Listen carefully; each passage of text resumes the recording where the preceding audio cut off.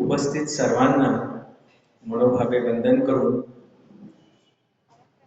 सर्व देवदेवतांना मनोभावे वंदन करून सकल देवतांना सकल संतांना आणि आपल्या सर्वांचे आशीर्वाद घेऊन या विषयाला सुरुवात करत आहोत. या आठांची जी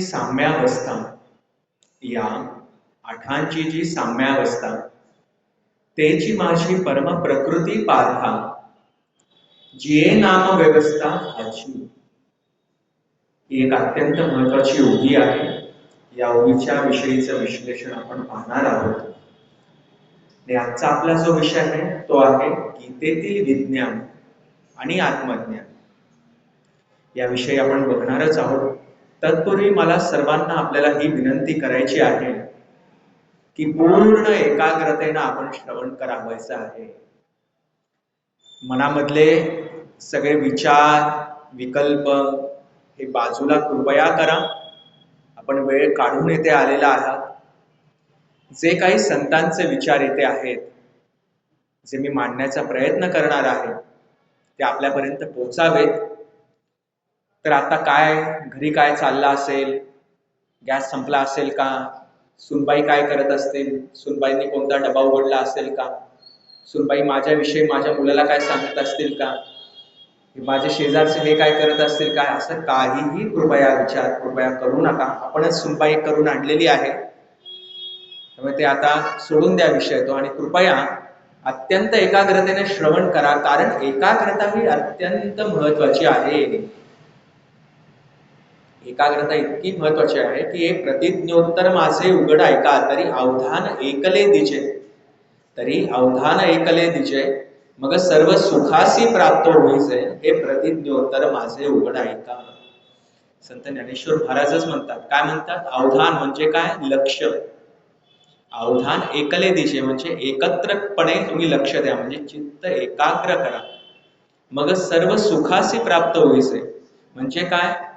सर्व सुखाला तुम्ही प्राप्त करून घ्याल. कोणत्या सुखाला? शाश्वत सुखाला का हो?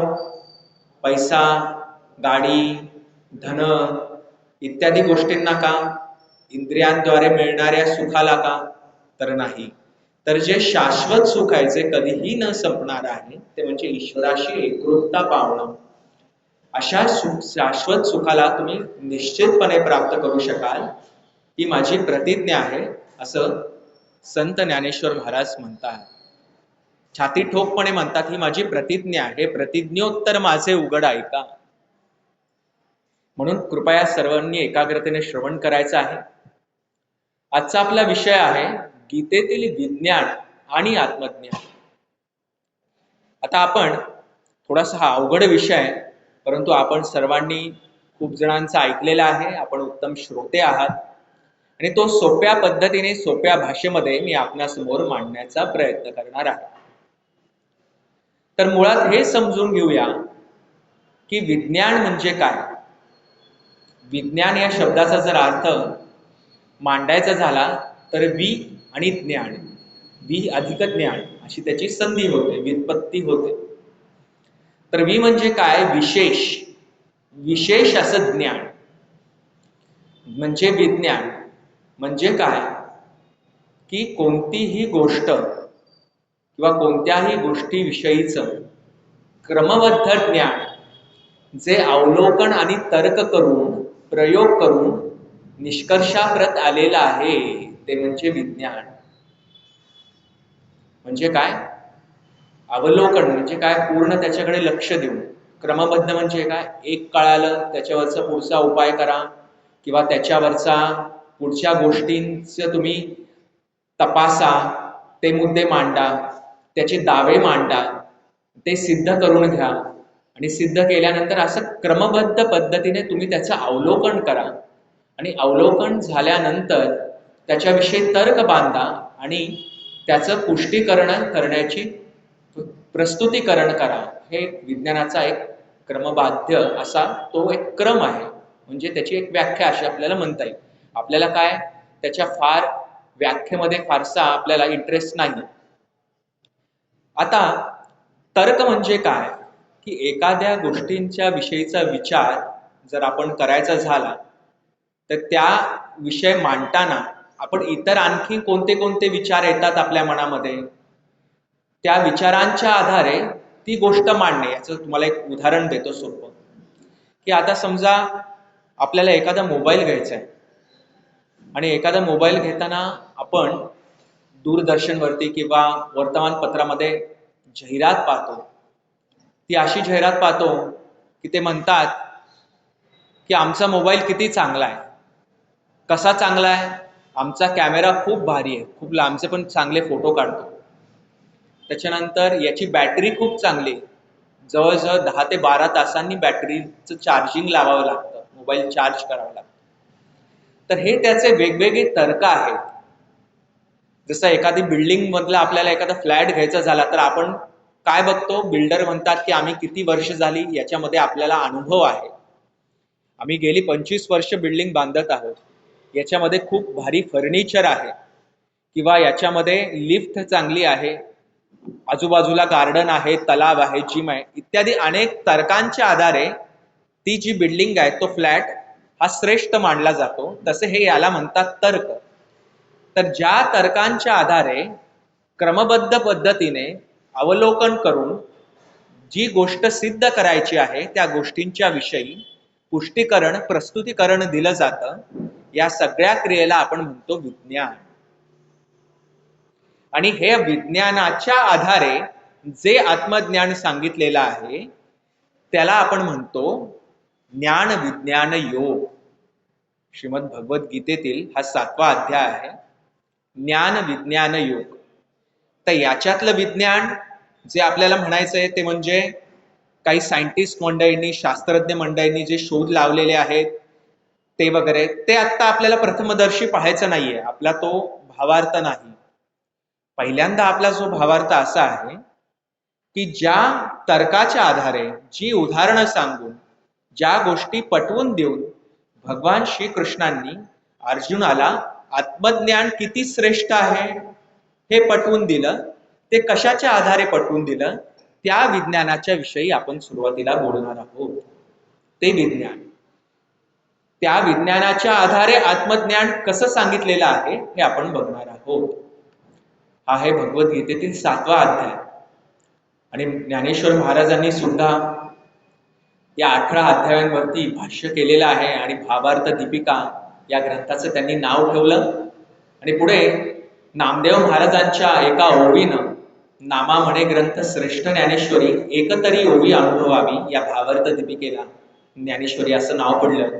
तर ज्ञानेश्वर महाराजांनी सुद्धा गीता ही का निवडली भगवद्गीता भाष्य करण्यासाठी, तर त्याचं एक मूळ कारण असं आहे की 4ही वेदांताचं सार जे आहे ते या भगवद्गीतेमध्ये आहे. त्याला पंचम वेदांत असं मांडलेलं आहे.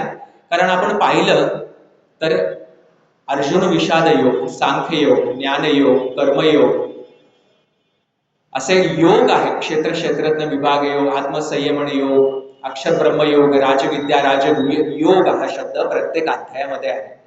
तर योग या शब्दाचा अर्थ आपण पाहिला तर युज धातूपासून त्याची निर्मिती झाली. धातू म्हणजे काय? संस्कृतचे काही मूळ धातू असतात, त्याच्या आधारे आपले मराठीचे शब्द बनलेले आहेत.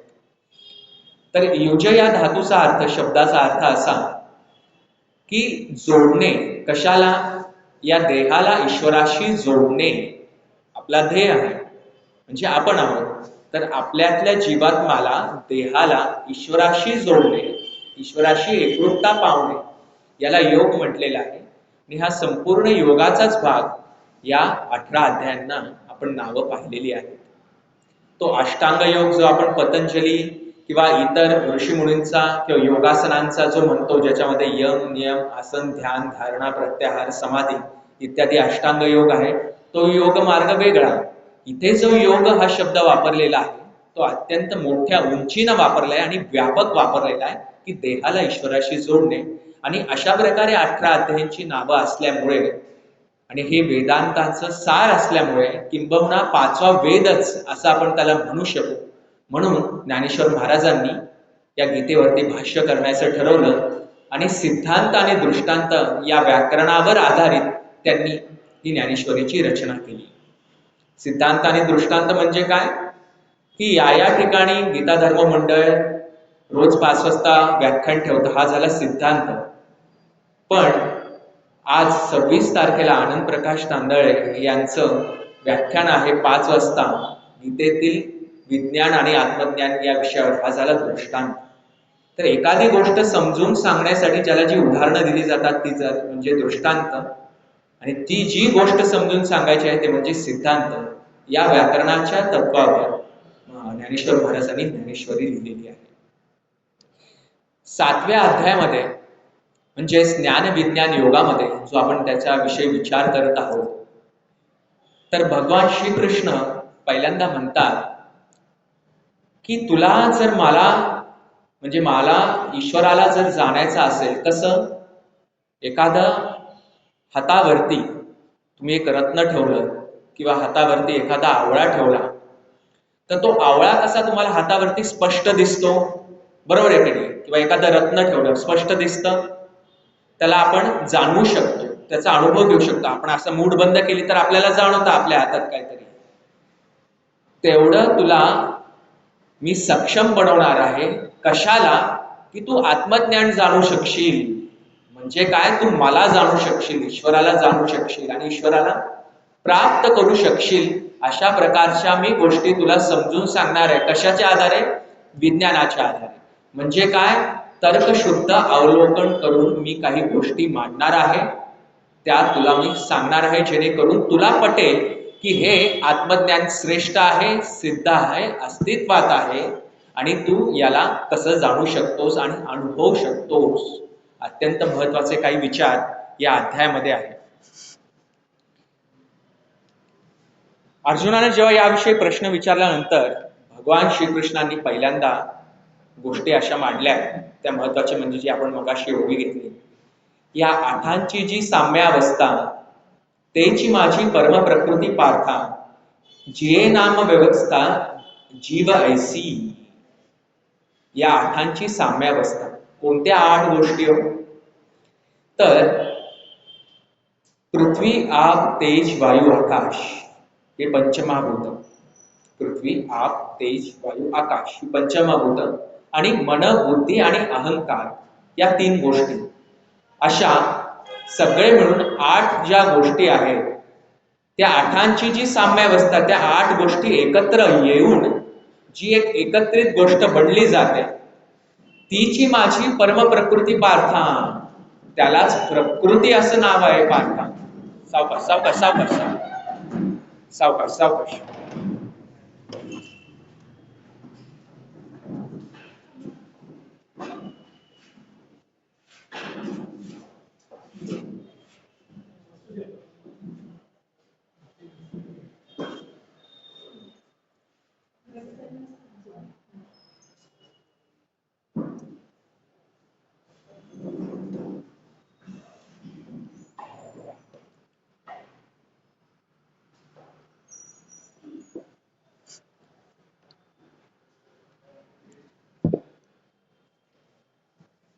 ही प्रकृती म्हणजे काय आहे हे भगवान श्रीकृष्ण अर्जुनाला सांगतात की माझी रचना कशी आहे, मी कोणाची रचना केली आहे.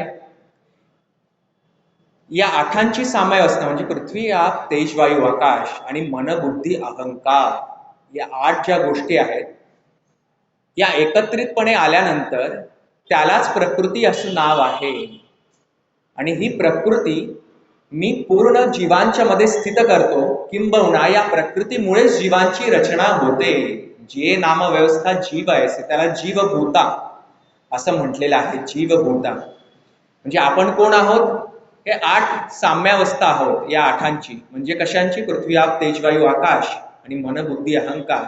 याच्यामुळे जी प्रकृती निर्माण झाली, त्या प्रकृतीच्या ठिकाणी ईश्वरानं आपल्या बीज तिथे ठेवलेला आहे, ज्याच्यामुळे या जगाची उत्पत्ती झाली आहे.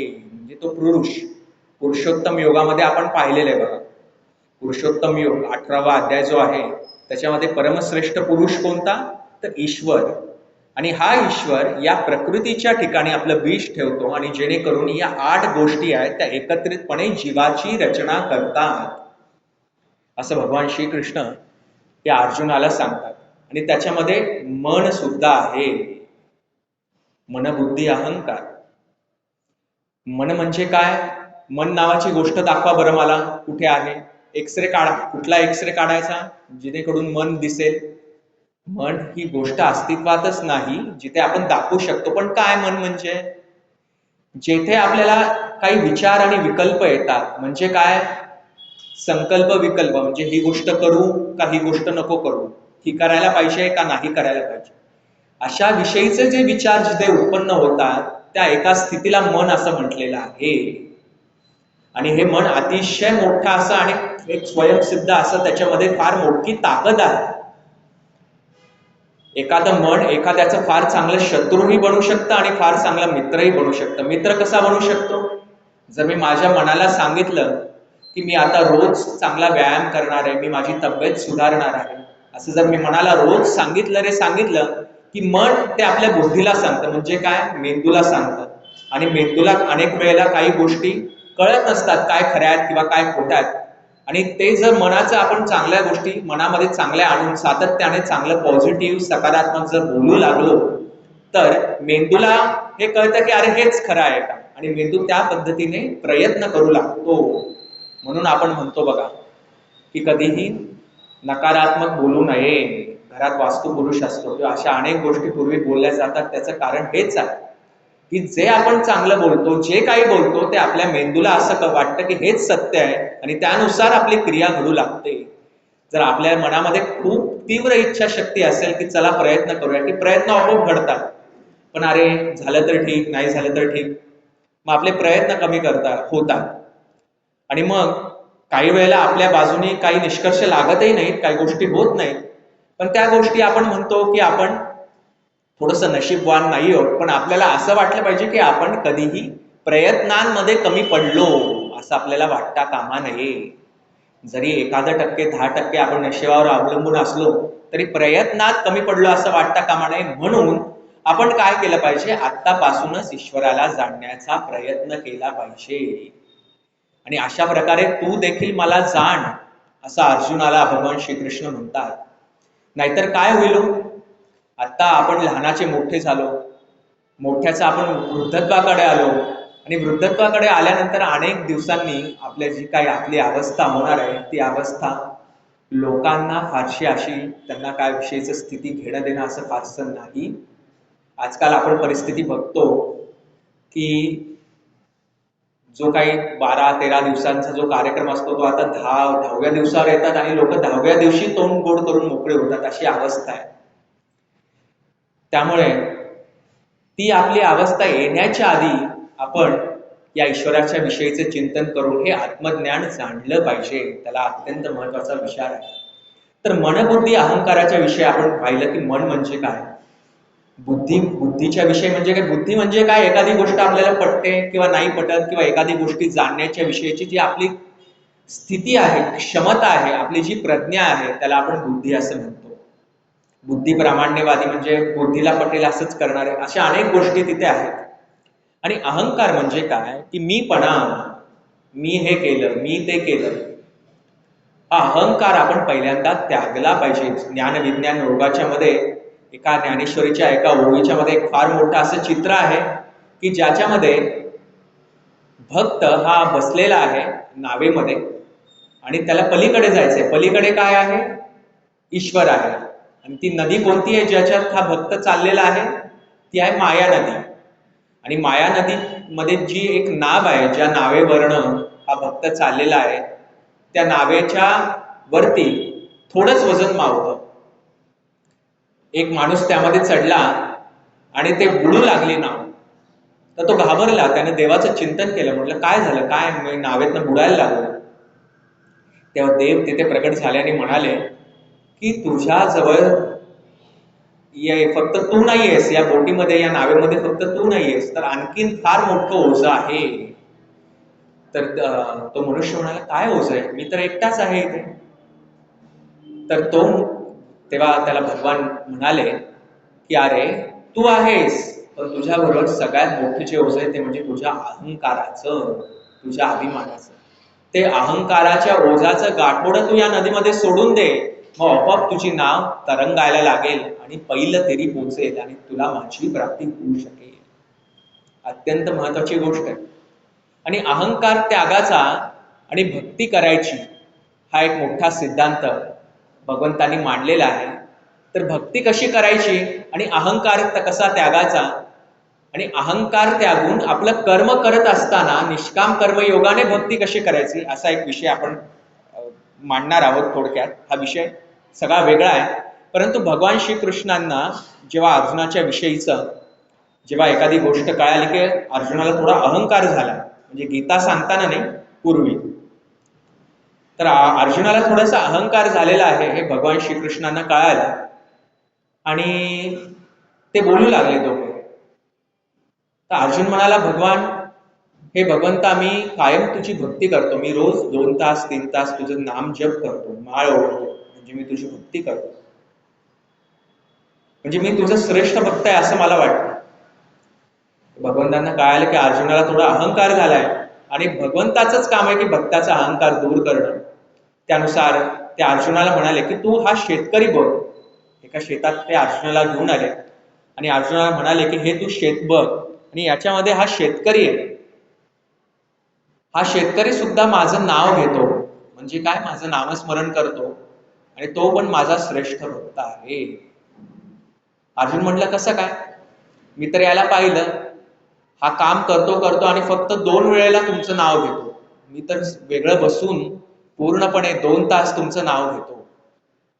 तर त्यावेळेला भगवान श्रीकृष्ण म्हणाले की तू माझी भक्ती करतोस ते बरोबरच आहे, पण भक्ती करताना कधीही कर्माचा त्याग करू नये. कर्माचा त्याग करू नये म्हणजे काय, आपलं कर्म करत असताना भक्ती कशी करायची हे भगवंत सांगतायत की तुला कुठेही जायची गरज नाही, तू योगी हो अंतःकरणी, तुला सगळं त्यागाची गरज नाही, तुला कुठे जायची गरज नाही, तुला भगववस्त्र धारण करण्याची गरज नाही. तर नित्य कर्म करत असताना तू माझं नाव घे, माझं नामस्मरण कर आणि प्रत्येक कर्म अशा प्रकारे कर की ते तू तुझं विहित कर्म आहे आणि कर्तृत्वाचा अहंकार आणि फलाशय याचा त्याग करून तू कर्म कर. म्हणजे काय, मी हे कर्म करतो याचा अहंकार तू सोड. अहंकार तिथे गेला. दुसरी गोष्ट काय, फलाशा, की मी हे कर्म केल्यानंतर मला हे फळ मिळू शकेल, ही जी फलाच्या इच्छा आहे म्हणजे फलाशा आहे, फलाची आशा आहे, या 2 गोष्टींचा त्याग कर. कोणत्या 2 गोष्टी, कर्तृत्वाचा अहंकार आणि फलाशा, याचा तू त्याग कर आणि याचा त्याग करून तू कर्म कर, कर्माचा त्याग करू नकोस. या जगतामध्ये मला प्राप्त नाही अशी एकही गोष्ट नाही, मी सगळ्या गोष्टी प्राप्त करू शकतो, तरी सुद्धा मी कर्म करतो असं भगवंत स्वतः म्हणतात. मी अकर्म करतोय का, म्हणजे काय मी शांत बसलोय का, नाही, मी या सृष्टीची रचना करतो, या भक्तांना माझ्याविषयीचे विचार सांगतो, याविषयीचे मी त्यांना माझ्यापर्यंत पोहोचण्याच्या ज्या पायऱ्या आहेत त्याविषयीची मी प्रवृत्ती जागृत करून देतो. मी या जगाचं पालन पोषण करतो, कुठे अधर्माचं प्रबलीकरण होत असेल तिथं मी धर्माचं उत्थान घडवतो, अशी मी कर्म करत असतो. मला अप्राप्य असं काही नाही, माझ्याकडे सर्व शक्ती आहे, मी सर्व काही असंच प्राप्त करू शकतो. असं असताना मी देखील कर्म करतोय, तर मनुष्याने कर्माचा त्याग करू नये आणि कर्म करत कर्तृत्व अहंकाराचा त्याग करून, फलाशेचा त्याग करून सर्व कर्म श्री कृष्णार्पणमस्तु, म्हणजे काय, ईश्वराला शरण जाऊन ईश्वरासाठी करतोय असं समजून विहित कर्मे, कर्तव्य कर्मे करावीत आणि ते करताना माझी भक्ती केली की याला म्हणतात निष्काम कर्मयोग, ज्यामुळे मी प्राप्त होतो. म्हणजे या वेळेला तुझ्यापेक्षा हा शेतकरी भक्त श्रेष्ठ आहे, अशा प्रकारे भगवंतांनी त्याचा अहंकार दूर केला. आपण अहंकारामध्ये जगत असतो, आपलं अज्ञान खूप असतं. या प्रापंचिक ज्ञानाला सुद्धा विज्ञान मानलेलं आहे. विज्ञान म्हटलंय तर या प्रापंचिक ज्ञानाला, विज्ञान म्हणजे काय, तर्कभूत आधारे आपण एखादी गोष्ट शोधतो आणि त्याची जाणीव करून घेतो, ती कळवून घेतो, ती समजून घेतो. तर्कबद्ध म्हणजे काय, हे असं झालं तर काय, तसं झालं तर हे झालं, मी त्याच्याशी असं वागलो, मी याच्या लग्नाला गेलो नाही कारण तो माझ्या लग्नाला आला नाही, हे आपण तर्क बांधतो. हे माझ्याशी असे वागले मग मी त्याच्याशी असं वागेन, हे तर्क बांधतो. हे तर्काच्या आधारे एखाद्या कर्माच्या निष्कर्षापर्यंत येतो, म्हणजे ते सुद्धा विज्ञानच आहे. आणि असं विज्ञान हे प्रपंचाचं विज्ञान आहे, म्हणजेच प्रपंच आहे. आणि या प्रपंचाचं विज्ञान जेव्हा नाहीसं होतं, म्हणजेच काय, अज्ञान नाहीसं होतं, तेव्हा ज्ञानाला सुरुवात होते. थोडासा अवघड विषय, पण समजून घ्या. इथे विज्ञान काय म्हणायचंय की तर्कभूत आधारभूत गोष्टींना मानून, बुद्धी प्रामाण्याच्या गोष्टींना मानून जे आपण प्रापंचिक गोष्टी करतो त्याला काहीही महत्व नाही. त्या गोष्टी जिथे जळून जातात, त्या गोष्टी जिथे सोडून जातात, तेथे आत्मज्ञानाला सुरुवात होते. म्हणजे काय, एक फार मोठी ओवी अशी आहे या 7व्या अध्यायामध्ये की तर्क नाहीसे होतात, बुद्धी विचार करणं सोडून जाते, आणि काय होतं, तुझी आणि माझी पूर्णतेने एकाग्रता आणि एकरूपता होते. तुझी आणि माझी म्हणजे काय, भगवंताची आणि भक्ताची. म्हणजे मला विचार करायला काय राहतच नाही, हा भक्त मी, हा मी भक्त, हा भगवंत, हा विचारच राहतच नाही. मी भक्ती केल्यानंतर ईश्वर प्राप्त होतो हा तर्क राहतच नाही, कारण मी नित्यपणे पूर्णपणे त्याच्याशी एकरूपता करतो, एकरूपच होतो, कनेक्टच होतो, नित्यतेने कनेक्ट होतो. नित्यतेने मीच आणि ईश्वर हे एकत्रपणे बांधलं जातं. त्यामुळे तर्क बुद्धी या गोष्टी सगळ्या निघून जातात आणि एकच एक शिल्लक राहतं, ते म्हणजे आत्मज्ञान, असं भगवंत सांगतात.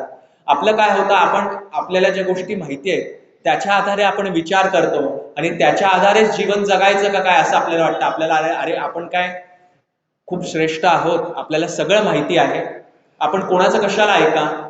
आणि आपल्याला जेवढं ज्ञान आहे त्या ज्ञानाच्याच आधारे आपण जीवन जगत राहतो. तसं करता कामा नये. आपण संतांचे विचार लक्षात घेतले पाहिजे. आपलं जेवढंच ज्ञान आहे त्याच्या आधारे जर आपण वागत बसलो तर अवघड अवस्था आहे. एकदा एक इन्स्पेक्टर शाळेत गेले. कसले इन्स्पेक्टर, जे ग्रेड देतात ना शाळांना, अ श्रेणी ब श्रेणी असे तपासणारे शिक्षक इन्स्पेक्टर शाळेत गेले आणि तिथे इतिहासाचा तास चालू होता. तर गुरुजी शिकवत होते आणि इतिहासाचा तास चालू असताना तिथं इन्स्पेक्टर आले आणि एका मुलाला म्हटले की बरं ठीक आहे बाबा, तुम्ही थोडंसं शिकत आहात रामायण या इतिहासामध्ये, तर मला सांगा की हे शिवधनुष्य कोणी तोडलं. तर एखाद्या मुला कोणीच उत्तर देईना, सगळे घाबरले. मग एका मुलाकडे बघून ते इन्स्पेक्टर म्हणाले तू सांग. तो मुलगा फार घाबरला. शिवधनुष्य कोणी तोडलं. तो घाबरला आणि उठला आणि घाबरत घाबरत म्हणायला लागला, नाही हो सर, नाही हो सर, मी नाही तोडला, मी नाही तोडला.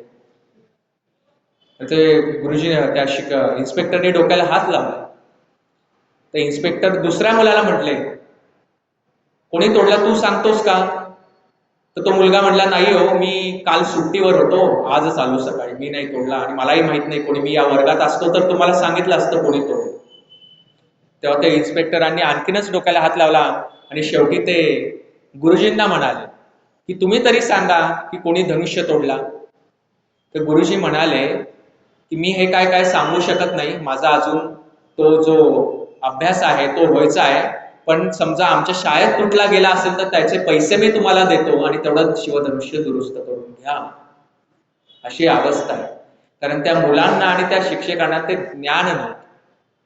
असंच ते शिक्षक एकदा गावाकडच्या इन्स्पेक्टर गावाकडच्या लोकांना त्यांनी विचारलं की या गावामध्ये जी एक रेल्वे फाटक आहे ते रेल्वे फाटक बंद का होतं. तर ते लोक म्हणाले की जी रेल्वे भरधाव जाते ती फाटक तोडून आत येऊ नये, गावात येऊ नये म्हणून आम्ही ते फाटक बांधतो.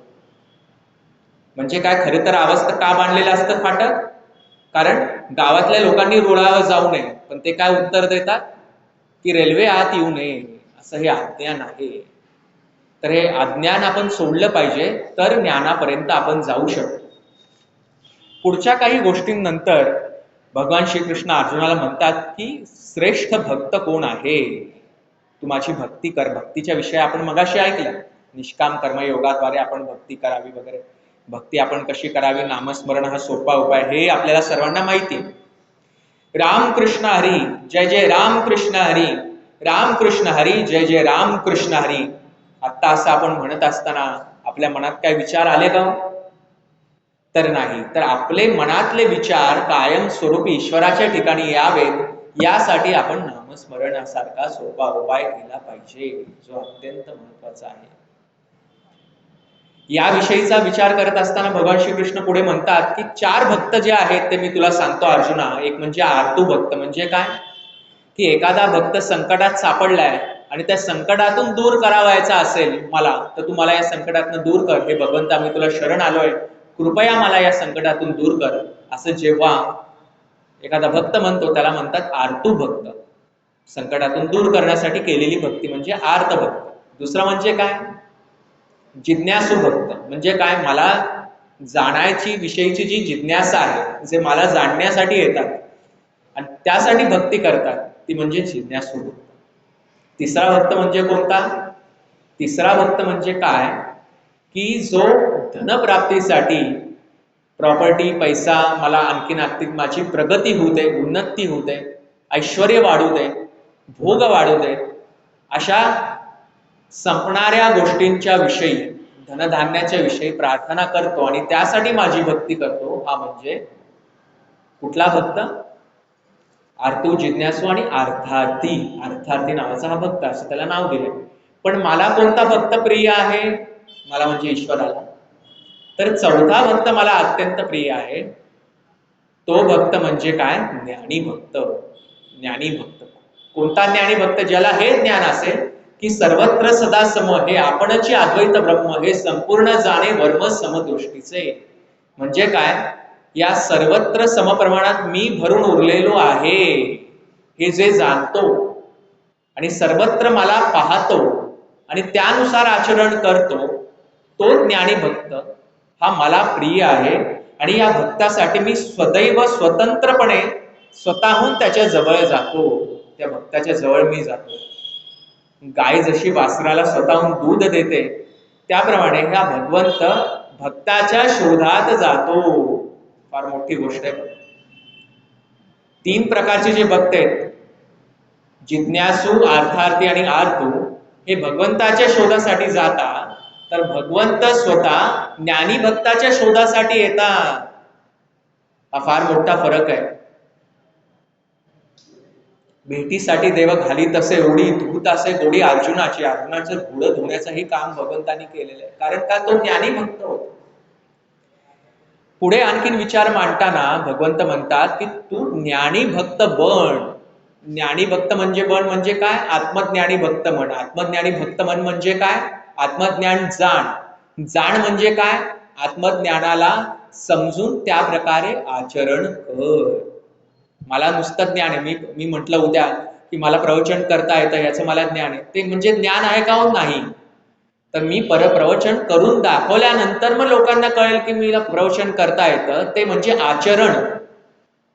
ते आचरण जेव्हा एखादा ज्ञानी भक्त करतो तेव्हा त्याला ज्ञान आहे असं म्हटलं जातं या अध्यात्मामध्ये. आचरणाला फार महत्व आहे. नुसतं मनाने विचार करून चालत नाही, त्यानुसार कृतीही करावी लागते. म्हणून तू अशा प्रकारचा ज्ञानी भक्त बन, असं भगवान श्रीकृष्ण अर्जुनाला सांगतात.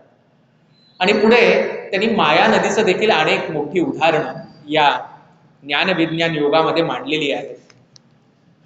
माया नदी म्हणजे काय, एक मायेचा पडदा आहे.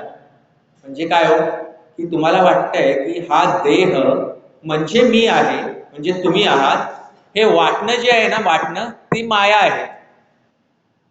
हे मला प्राप्त झालं पाहिजे, हे प्राप्त झाल्यानंतर मी असं बनेन, मी तसं बनेन, हे जे आपल्याला वाटतंय ती माया आहे. सगळं या मायेच्या पडद्यामुळे होतं. याचा अर्थ असा आहे का की आपण पैसे नाही मिळवले पाहिजेत, आपली काय स्वप्न पूर्ण केली नाही पाहिजेत, असा होतो का, तर नाही.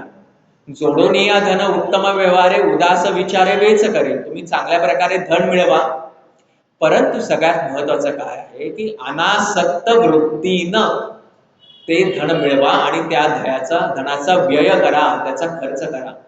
तर त्याच्याविषयी आसक्ती ठेवली की अर्थाचा अनर्थ कधी होतो हे काही आपण सांगू शकत नाही. अशी अत्यंत महत्वाची आणि अवघड गोष्ट आहे. आपण मनात विचार आणला की आजपासून असं करूया, तर काम, क्रोध, लोभ, मद, मोह, मत्सर हे जी नरकाची 6 द्वार आहेत, त्यांना जिंकणं अतिशय अवघड आहे.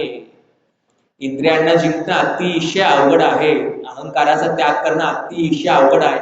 पण असाध्य ते साध्य करिता सायास कारण अभ्यास, तुका म्हणे. अभ्यास करून करून करून मनाला परमेश्वराच्या ठिकाणी ओढून आणून त्याची भक्ती करून करून करून त्याचं नामस्मरण करून करून करून कुठेतरी मग आपण त्याच्या ठिकाणी आपण शरण येऊ शकतो. पण नुसतं शरण यायचंय का, तर शरण तर यायचंच आहे, परंतु ते शरण जाणं नित्य ठेवायचं आहे. एकदा शरण झालं आणि परत मागालो असं चालणार आहे का? एकदा आपण वरती गेलो मग परत खाली आले का? नाही.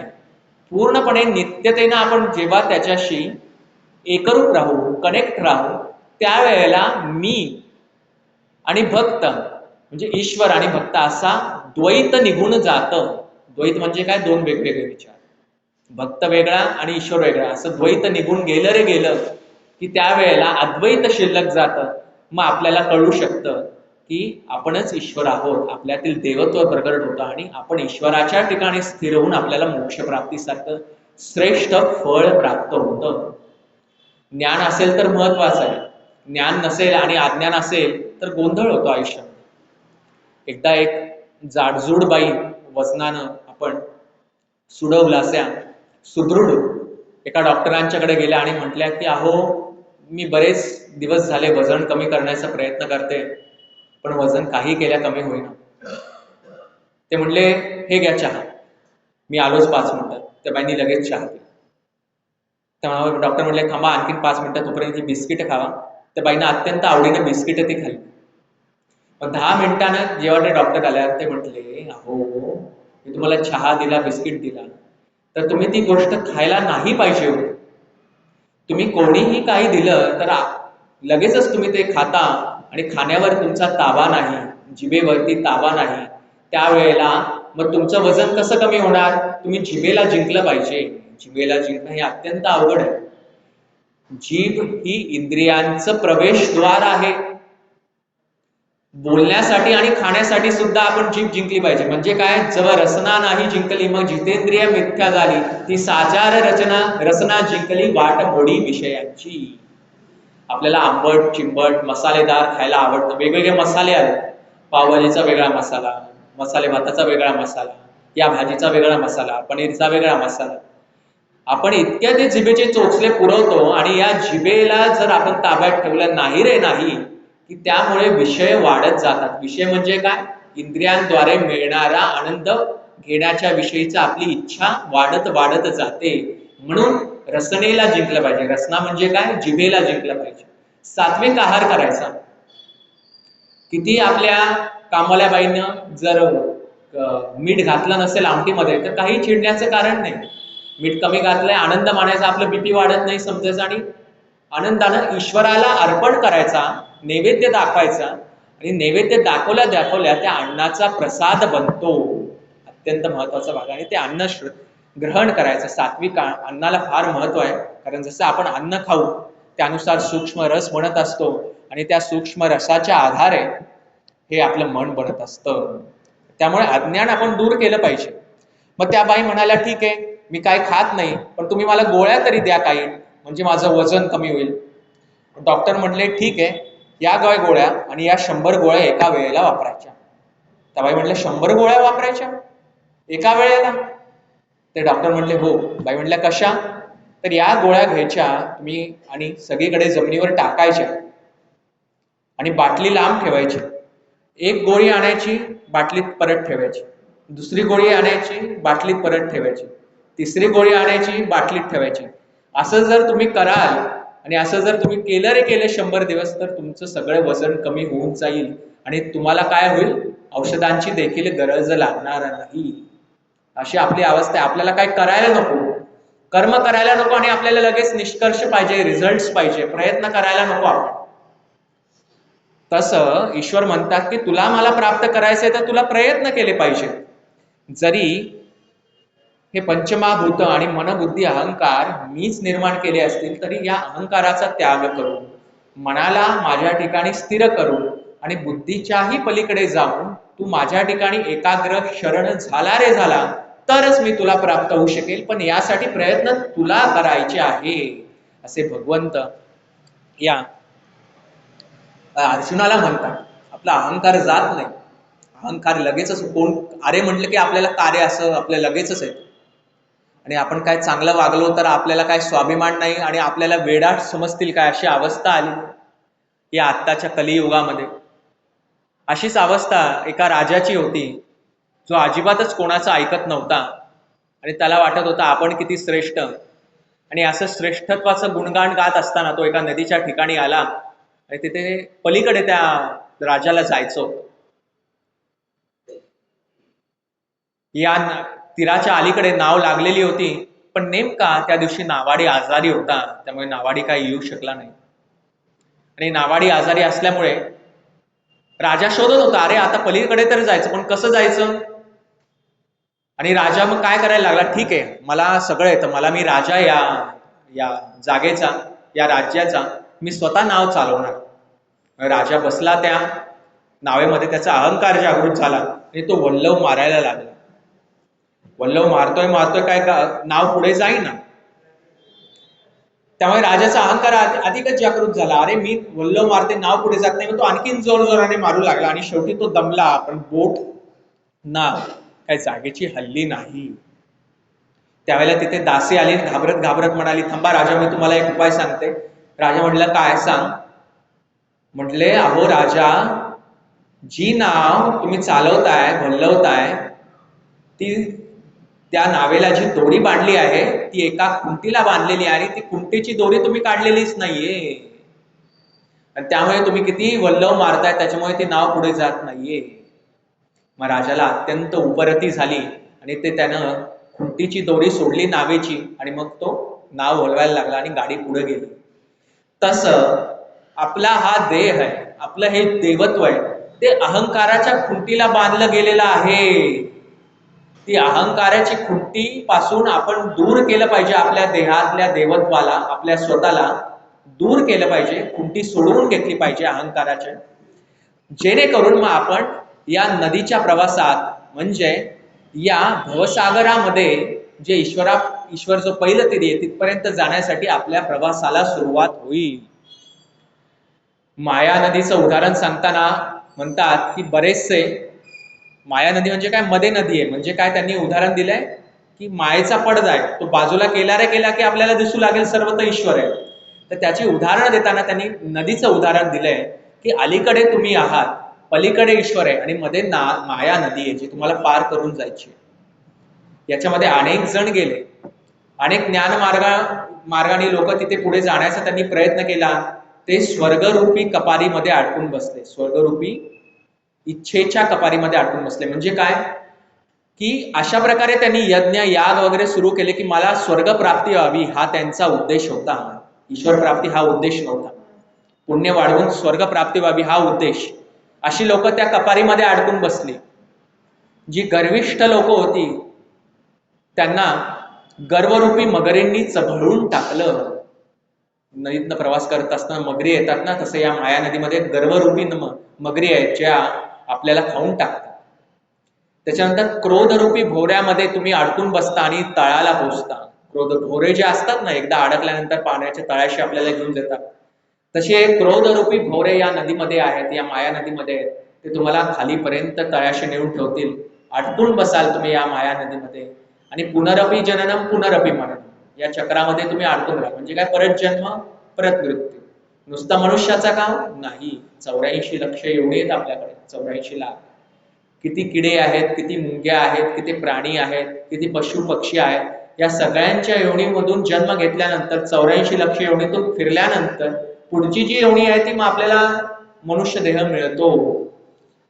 आणि पुन्हा जर आपल्याला मनुष्य देह प्राप्त करायचा असेल किंवा मनुष्य देह प्राप्त न करता मोक्ष प्राप्ती करायची असेल तर ईश्वर प्राप्तीसाठी सारखा दुसरा उपाय नाही. दुसरं कोणीही तुम्हाला यातून बाहेर काढू शकत नाही, मीच काढू शकतो असं भगवंत म्हणतात. म्हणून काय करायचं, पहिल्यांदा आपल्या हृदयामध्ये आत्मज्ञानाची ज्योत सदैव तेवत ठेवायची. म्हणजे काय, कायम मनामध्ये हा विचार ठेवायचा, मी आता हे ज्ञान जाणण्याचा प्रयत्न केलाय, मी आता ते ज्ञान जाणण्याचा प्रयत्न केलाय, आता मी पुढे काय केलं पाहिजे, भक्ती कशी केली पाहिजे, असे विचार मनात ठेवायचे. अर्जुना ते पुण्य बसेल जरी अल्पशी बुद्धी हृदयी प्रकाशे ते अशेषेही नाशे संसार भय. अर्जुना ते पुण्यवशे, अशी जी पुण्यवृत्तीची बुद्धी तुमच्या हृदयामध्ये थोडी जरी प्रगट झाली रे झाली की तुमचं हे संसार भय निघून जाईल. म्हणजे काय संसार भय निघून जाईल म्हणजे आपण घाबरत असतो का, उद्या हे होईल काय, उद्या ते होईल काय, कोण मला हे बोलेल काय, माझं धन जाईल काय, मला कोण काय म्हणेल काय, माझी मुलं काय मला म्हणतील का, बायको काय म्हणतील काय, मग मला राग येईल का, हे जे भय आहे ते आपल्या निघून जाईल. संसार भय अशेषेही नासे संसार भय अल्पशी बुद्धी हृदयी प्रकाश. कोणती बुद्धी, या आत्मज्ञानाच्या विषयीची बुद्धी थोडी जरी प्रगट झाली हे संसार भय दूर होईल. दैवासुर संपत्ती द्विविभाग योग नावाचा एक योग आहे, 16वा अध्याय, आणि त्याच्यामध्ये दैवी संपत्तीचं आणि आसुरी संपत्तीचं देखील वर्णन केलंय. त्यामध्ये दैवी संपत्तीचं वर्णन करताना भगवान म्हणतात की कोणती दैवी संपत्ती आहे पहिली, तर अभयम सत्व शुद्धी, म्हणजे अभय बाळगा.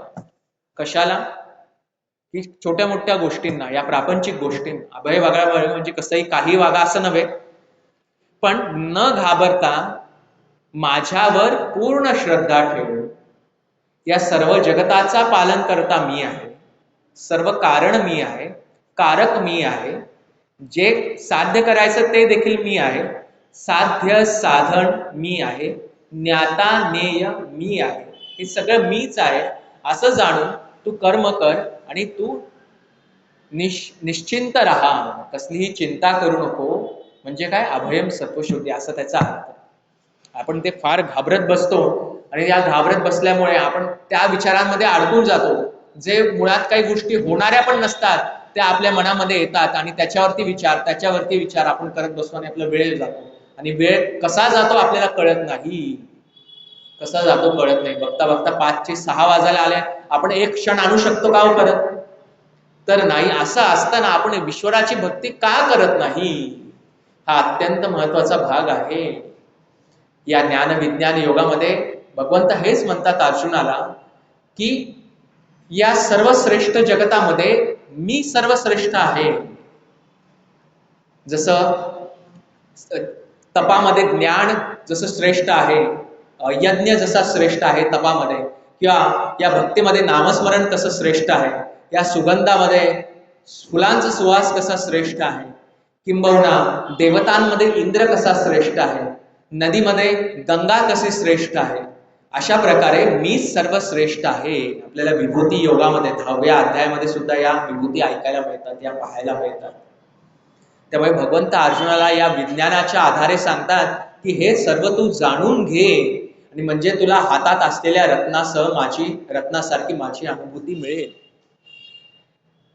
16व्या शतकानंतर जे काही वैज्ञानिकांनी अनेक शोध लावले, तर्कबुद्ध बुद्धी प्रामाण्यवाद्यांनी क्रमबद्ध पद्धतीने अवलोकन करून जे निष्कर्ष काढले, अशा वैज्ञानिकांची सुद्धा अनेक कथा आहेत.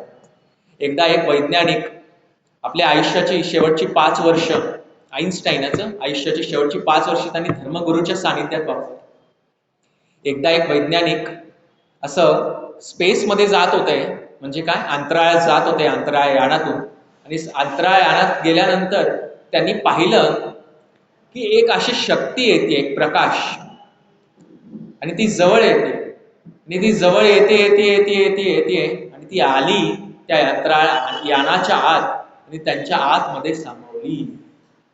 आणि त्यांना ते एकदम अद्भुत वाटलं आणि त्यांच्या अंगावर सगळे शार आले. तेव्हापासून त्यांनी पूर्णपणे ते ईश्वराला शरण गेले आणि विज्ञान वगैरे या गोष्टी त्यांनी सोडल्या. त्याही गोष्टी महत्वाच्या आहेत. अशा अनेक कथा आहेत, अनेक जण आता सुद्धा अनुभव घेतात. या कथा सोडा, आता आपल्यामध्ये सुद्धा आता समोर बसलेल्या प्रेक्षकांमध्ये अनेक जण असे आहेत की ज्याला ईश्वराचे साक्षात्कार अनुभव आलेले आहे. अनेक वेळेला आपल्याला एखादी गोष्ट होत नाही असं आपल्याला वाटतं, आणि त्याच वेळेला कोणतरी देवासारखा धावून येतो, किंवा कोणती तरी गोष्ट देवानच करून घेतली असं आपल्याला जाणवतं. असं अनेक उदाहरणं आपल्याला असतीलच. प्रत्येकाचं जीवन हे कादंबरी आहे. कोणाला आता म्हटलं की तुम्ही सांगा तुमच्या जीवनाच्या विषयी, की प्रत्येकाचं जीवन एक फार मोठं चरित्र होईल आणि त्यातनं अनेक गोष्टी शिकण्यासारख्या होतील.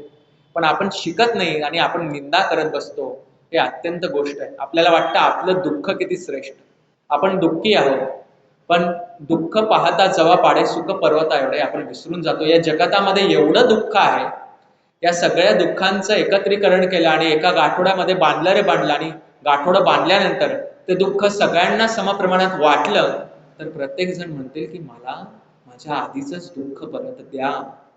एवढं दुःख या जगतामध्ये. मग दुःख मानत बसायचंय का? तर नाही. सुख मानत बसायचंय आणि सुख दुःखाच्या पलीकडे आपली स्थितप्रज्ञ वृत्ती ठेवायची आहे. म्हणजे सुखात आणि दुःखात दोन्ही ठिकाणी जी प्रज्ञा स्थित राहील अशी प्रज्ञा, आणि अशा प्रज्ञेनं जो वागेल तो स्थितप्रज्ञ. म्हणजे बाह्य गोष्टींचा आपल्यावरती परिणाम होऊ न देता कामा नये. नाहीतर आपण आपल्या जीवनाच्या शेवटच्या ठिकाणी कधी येऊ ते आपण जाणू शकत नाही आणि आपल्याला कळू शकणार नाही, आणि कधी ती अवस्था येईल काय सांगता येत नाही.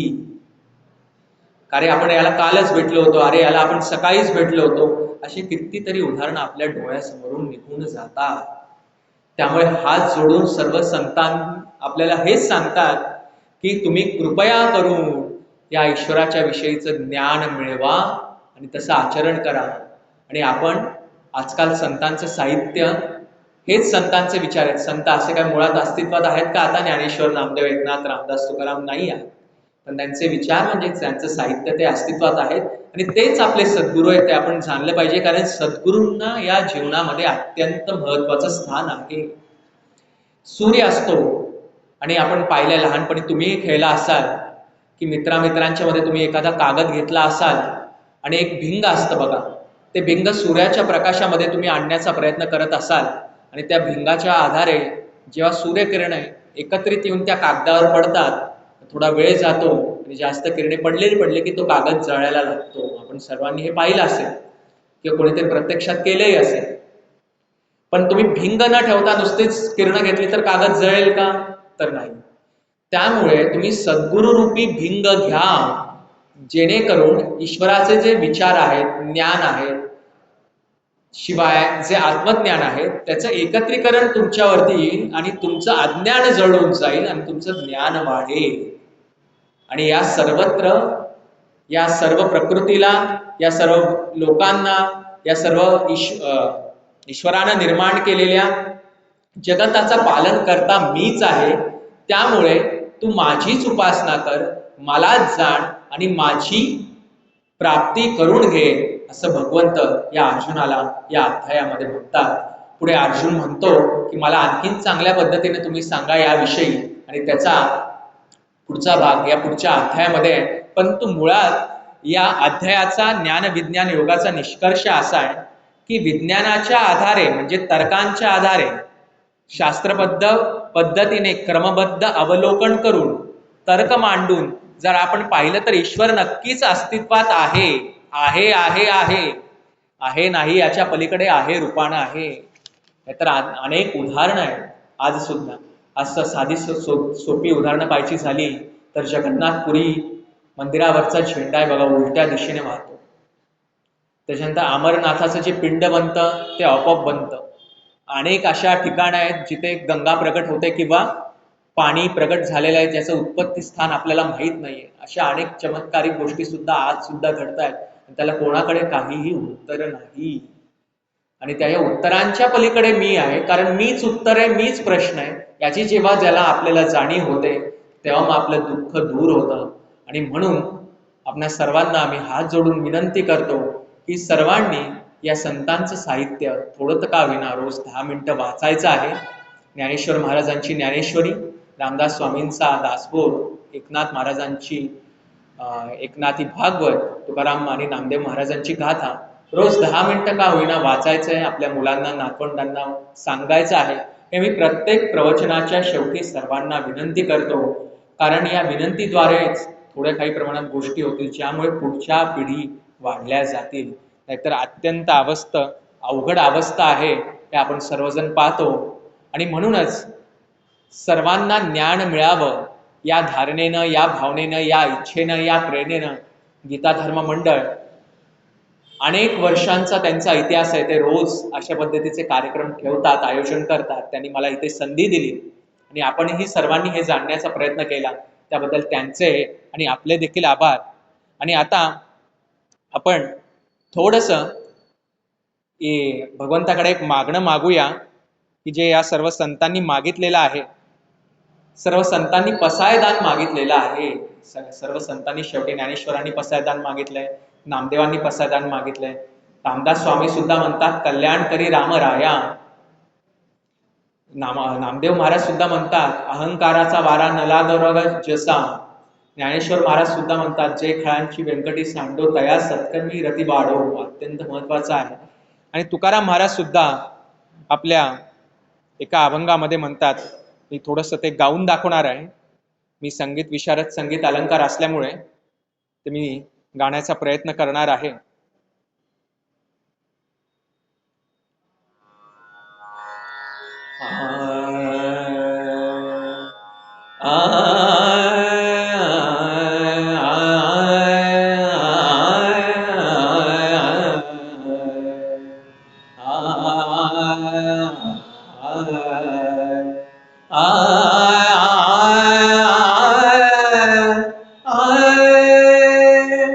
हेची दान दे गा देवा, हेची दान दे गा देवा, तुझा विसरण मामा, तुझा विसरण मामा, गुण गाईन आवडी, हेची माझी सर्व जोडी, हेची माझी सर्व जोडी. न लगे मुक्ती धन संपदा, संत संग दे सदा, संत संग दे सदा. तुका म्हणे गर्भमासी, सुखे घालावे आमासी, सुखे घालावे आमासी. जय जय विठ्ठल रखुमाई, जय जय विठ्ठल रखुमाई, जय जय विठ्ठल रखुमाई, जय जय विठ्ठल रखुमाई, जय जय विठ्ठल रखुमाई, जय जय विठ्ठल रखुमाई, जय जय विठ्ठल रखुमाई. विठ्ठल विठ्ठल विठ्ठल विठ्ठल विठ्ठल विठ्ठल विठ्ठल विठ्ठल विठ्ठल विठ्ठल विठ्ठल विठ्ठल विठ्ठल विठ्ठल विठ्ठल विठ्ठल विठ्ठल विठ्ठला.